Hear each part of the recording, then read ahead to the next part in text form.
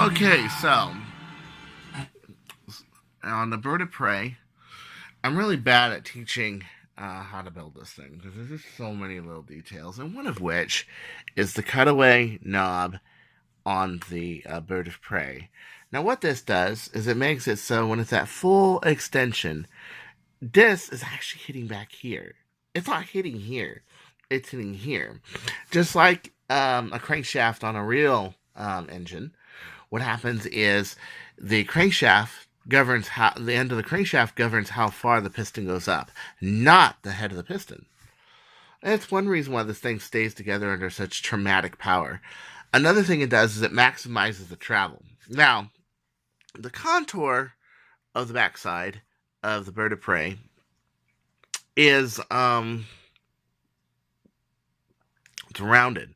Now this is cool because this is an arch and an arch, two arches on the inside of here, arched here.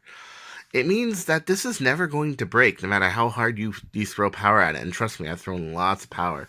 And since this is high-density polyethylene, there you go. Oh, yeah, you're seeing some of the trimming right there. So basically what you have to do is you first have to start by cutting this arch on the bottom of it. It comes looking like this, okay?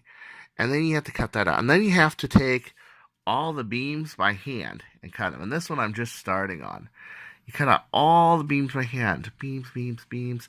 You finally trim it with an X-Acto knife. You're going to be doing this for a while. But usually what I do is I trim one of these during my downtime. And pretty much that's what I do.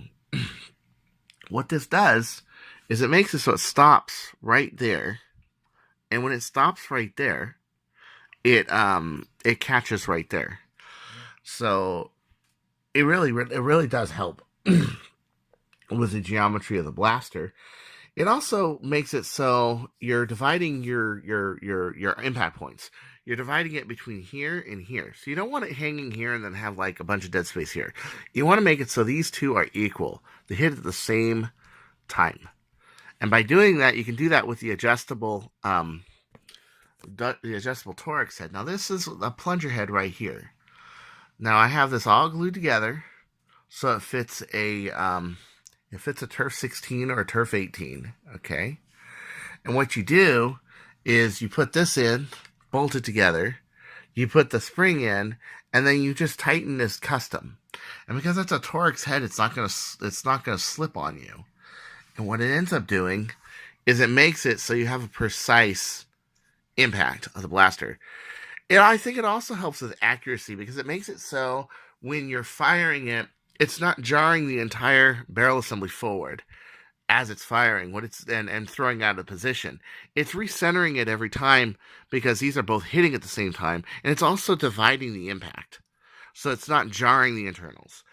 This is one of the reasons why this thing is so damn accurate. And I will tell you something. There are two reasons this thing misses. It's either wind or my own little false movements in battle. That's it. That's the only two reasons. This thing is so accurate. I mean, it will be, a lot of its design aspects will be, I think, in the years to come, a model of how to make an accurate Nerf gun. Really do. With the balanced air, the precise polished barrels, the ultra match barrel end, this thing doesn't even need a scar. It just, the dart just flies perfectly straight. But at any rate, this is one of those tricks, and it's one of those things that's tough to do. It's kind of like this plunger head here. Yeah, same thing. That's a whole nother video. Or the fiberglass on the outside. Well, that's a whole nother video. How to make the tube. Well, that's a whole nother video. How to do the ZDS barrel assembly. 17/32 brass. 9/16 coupler. Straight to the plunger tube. How do you do that? Well, that's another video. It becomes very hard to document this stuff with a blaster with so many fine details. That's not just a bunch of parts you put together or putting a kit together or something like that. There's so many things that have to be done. But what you get is just phenomenal. It really is. It's worth every freaking bit of time. So till next time, this is Chris Cartea saying, don't you go changing.